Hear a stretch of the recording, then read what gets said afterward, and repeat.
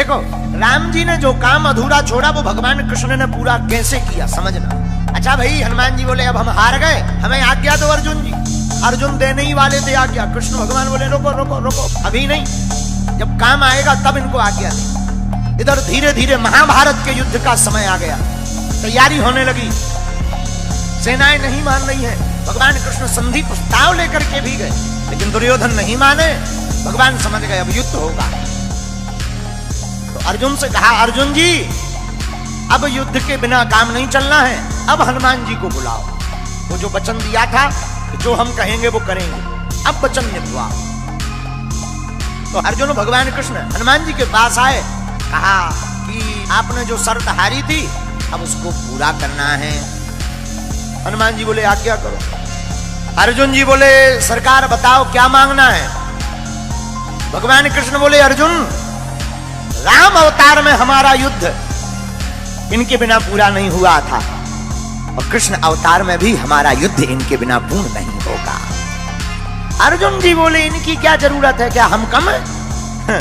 भगवान बोले कम तो हम भी नहीं थे। भगवान कृष्ण बोले कम तो हम भी नहीं थे, फिर भी हमें इनकी जरूरत पड़ी। अगर ये ना होते तो वो युद्ध पूर्ण नहीं होता।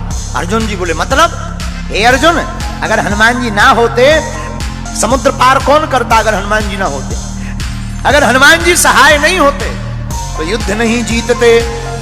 और महाभारत में भी युद्ध है अर्जुन, बिना हनुमान जी के नहीं जीता जा पाएगा।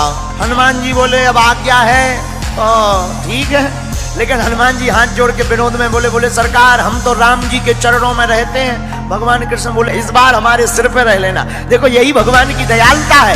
राम अवतार में जो राम जी के चरणों में हनुमान जी थे, पर यही कृष्ण अवतार में उल्टा हो रहा। कृष्ण अवतार में हनुमान जी कृष्ण भगवान के ऊपर ध्वज के ऊपर विराजमान है। अच्छा बोले महाराज और तो सब ठीक है, एक बात हो। बोले क्या? हमारी एक आदत है। क्या? बोले युद्ध के बीच बीच में सत्संग सुनने की आदत है। अर्जुन जी बोले जय हो। हनुमान जी बोले क्यों? बोले अगर सत्संग ही होना होता तो युद्ध होता, वहां तुम्हें कोई प्रवचन सुनाएगा कि लड़ेगा? हनुमान जी बोले देखो हमारे राम जी तो बहुत अच्छे थे, धर्म रथ का वर्णन करते थे युद्ध में भी। बोले हमको बीच बीच में सत्संग सुनने की आदत है। अर्जुन जी बोले अब आप ही निपटो, ये सत्संग मांग रहा है ये महाभारत में। तो भगवान कृष्ण बोले कोई बात नहीं, आप हाँ बोलो, हम आपको सत्संग भी सुनाएंगे। अब हनुमान जी आए महाभारत में, रथ के ऊपर एक ध्वज लगाया, ध्वज के ऊपर हनुमान जी को स्थान दिया, इसलिए उस रथ का नाम ही कपिध्वज पड़ गया।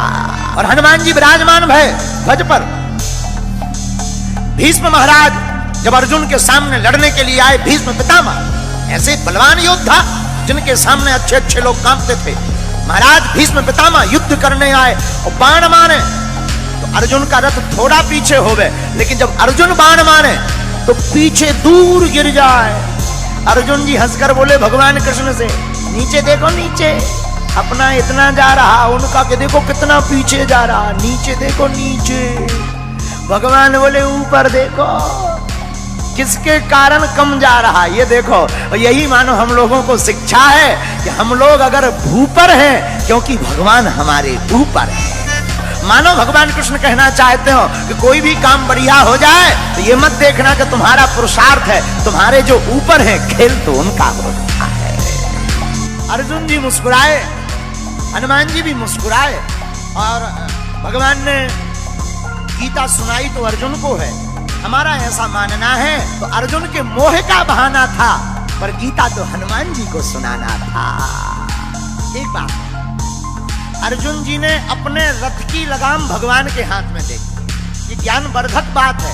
अपनी जिंदगी की लगाम जो भगवान के हाथ में सौंप देता है, वो कितना भी महाभारत जैसा युद्ध हो जीत करके ही बाहर निकलता है। जो भक्त अपनी मन की लगाम परमात्मा को, गुरु चरणों को दे देता है, वो जीत करके ही आता है।